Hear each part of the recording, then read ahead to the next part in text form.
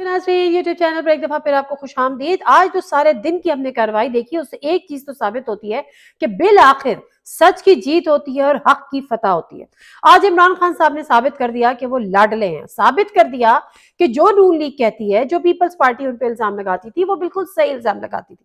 लेकिन किसके लाडले हैं? अवाम के लाडले हैं।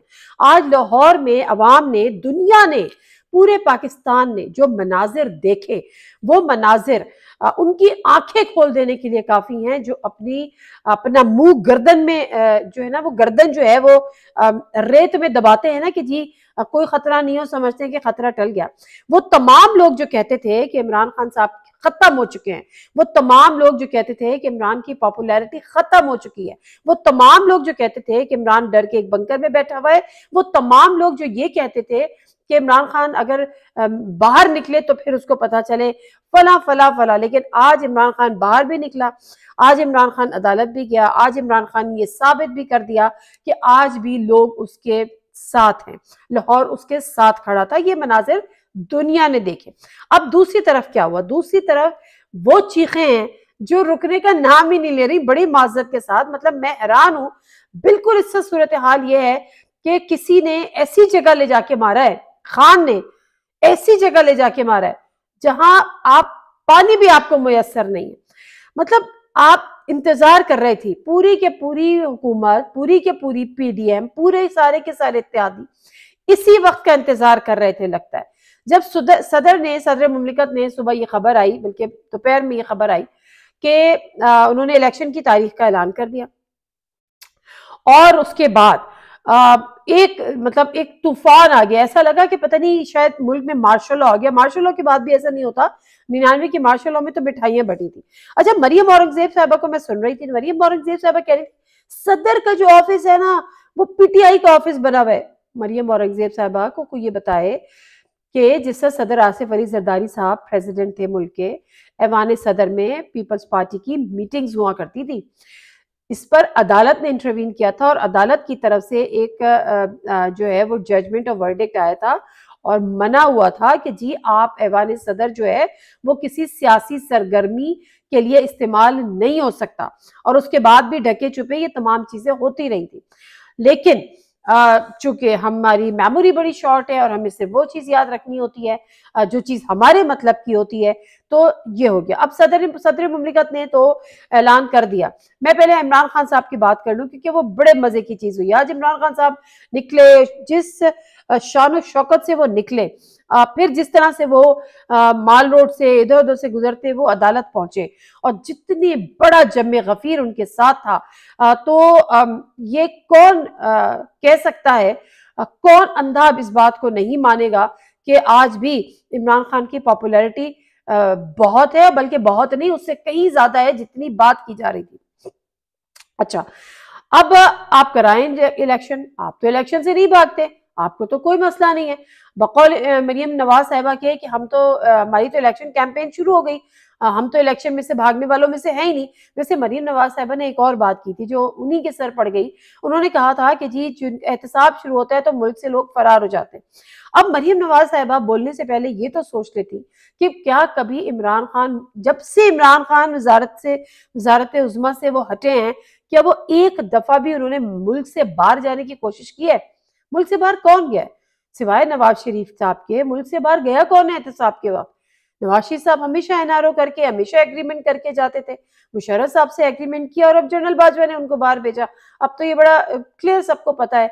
नाम हम इसलिए ले सकते हैं कि अब जनरल बाजवा साहब रिटायर हो चुके हैं।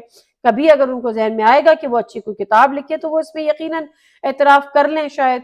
जिस तरह से मुशर्रफ साहब बाद में रिग्रेट करते थे कि अल्लाह उनको जन्नत नसीब करे कि मुझसे गलती हुई, वो इसको गलती और ब्लंडर तस्लीम करते थे, लेकिन वक्त गुजर चुका था। बहरहाल let me come back to Imran Khan today's appearance. अब ये हुआ कि इमरान खान साहब बहरहाल अदालत पहुंचे, और जिस तरह से वो अदालत पहुंचे, जिस तरह से वो अपनी जख्मी टांग के साथ वो लड़खड़ाते हुए गए, मैं हैरान होती हूँ इस कौम के ऊपर। मतलब जो एक प्लानिंग हम करते हैं ना, और एक प्लानिंग अल्लाह ताला करता है। अब ये था सुबह से एक हाइप क्रिएट हुई थी, इमरान खान को गिरफ्तार कर लिया जाएगा, जराए कह रहे हैं इमरान खान को गिरफ्तार कर लिया जाएगा।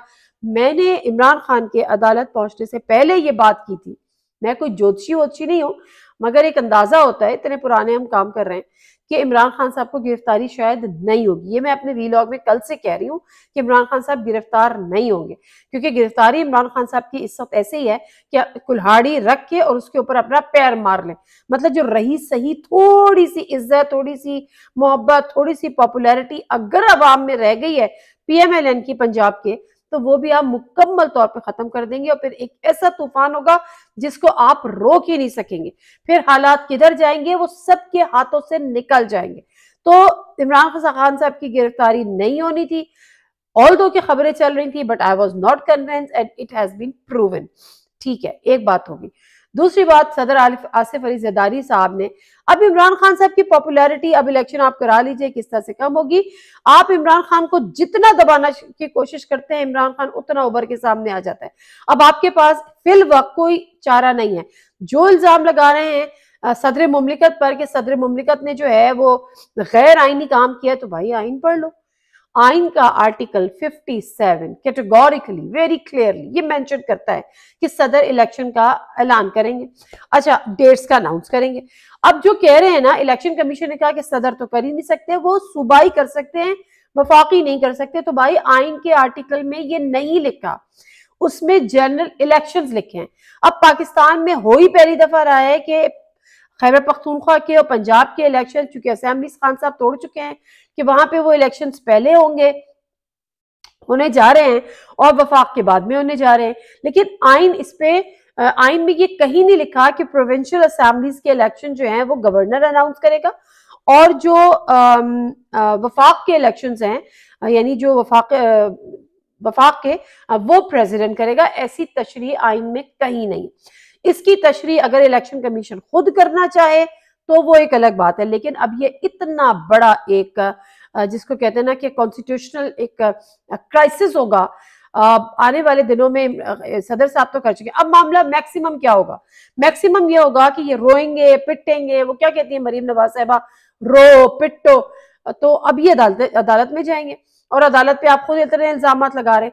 मतलब मैं हैरान हूं कि अदालतों से इस हद तक रिलीफ लेने के बाद कि ये जो मिसालें दे रहे हैं ना कि इमरान खान कैसे, कहाँ ऐसी मिसाल है कि अदालतें खुलती हैं, कहाँ ऐसी मिसाल है कि अदालतें जो है वो देर तक इंतजार करती हैं, कहाँ ऐसी अदालतें हैं जो इतनी मोहलतें देती हैं और इतना इंतजार करती हैं।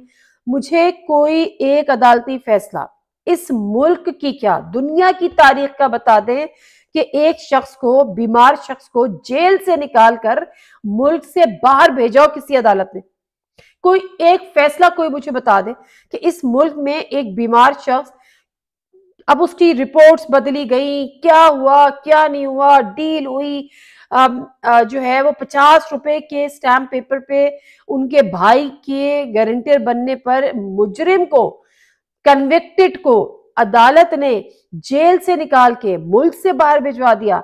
लेकिन वो बंदा 3 साल, पता नहीं 2.5 साल हो गए, वो बंदा आने को तैयार नहीं है। मैं हैरान हूं, लेकिन वो हैरान नहीं होते जो आज हैरान हो रहे हैं। अगर एक फैसला, तो सवाल यह है कि यही अदालतें जब आपको रिलीफ दें तो आपका हक है, लेकिन यही अदालतें अगर आपके दूसरे को किसी को रिलीफ दें तो ये शबखून है। तो ये जो दोहरा मयार वाली सियासत है ना, ये अब चलने वाली है नहीं। अब होना क्या है, मैक्सिमम सदर आरिफ अलवी साहब ने तो एक अनाउंस कर दी। अब आप उसको चैलेंज करें, जो भी करें, वो सदर का इख्तियार था, सदर ने कर दिया। मैक्सिमम वो अदालत जाएंगे। अदालत क्या कहेगी कि आप 90 दिन के अंदर इलेक्शन ना कराएं।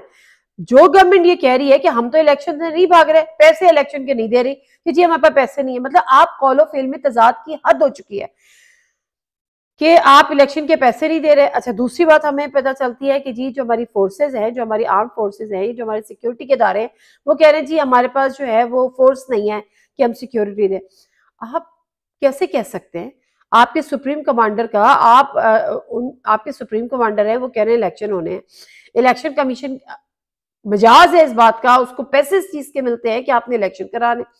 हुकूमत आपकी अगर जो भी है, आपको अगर वो कह देती है, इंस्ट्रक्शन देती है या डायरेक्शन देती है कि जी आपने सिक्योरिटी प्रोवाइड करनी है, आप नो कैसे कर सकते हैं? आप एक जेली इदारे हैं, आप कोई स्टेट विद इन स्टेट नहीं है। ये बात सबको दिमाग में बिठा लेनी चाहिए कि इस मुल्क में एक ही स्टेट है और स्टेट विद इन स्टेट कोई भी नहीं है। तो यहाँ पर आके बात खत्म हो जाती है। मुझे याद है जब पीटीआई की हुकूमत को खत्म हुई और जब अदालतों ने सुमोटो लिया तो इलेक्शन चीफ इलेक्शन कमिश्नर को बुलाया गया और उनसे पूछा गया कि आप इलेक्शंस कब करा सकते हैं। तो उन्होंने कहा हम 7 से 8 महीने से पहले इलेक्शंस नहीं करा सकते। ठीक है, उनकी इस बात को सुना गया और उसके बाद ये तमाम चीजें हुई कि जी अंडू किया गया कासिम सूरी की जो रूलिंग थी और ये सारी चीजें हुई। लेकिन क्या वो 7 से 8 महीने अप्रैल से आप काउंट करें वो मुकम्मल नहीं हो चुके? अब तो 10 माह हो गए। चीफ इलेक्शन कमिश्नर साहब ऐसा ना कीजिए, अपनी हंसी ना उड़वाइए। अपने अब खबरें आ रही है कि सारे के सारे मुस्ताफी हो जाएंगे। तो मुझे सिर्फ ये बता दें कि ये किसके कहने पे चल रहा है। अगर ये जनरल बाजवा के लाए हुए हैं तो अब तो जनरल बाजवा नहीं है, तो फिर हमें ये बताया तो जाए कि ये मामला क्या है। हुकूमत कहती है हम तो तैयार है, जब इलेक्शन कराए हम इलेक्शन में चले जाएंगे, तो फिर कौन है जो इलेक्शन कराना नहीं चाहता?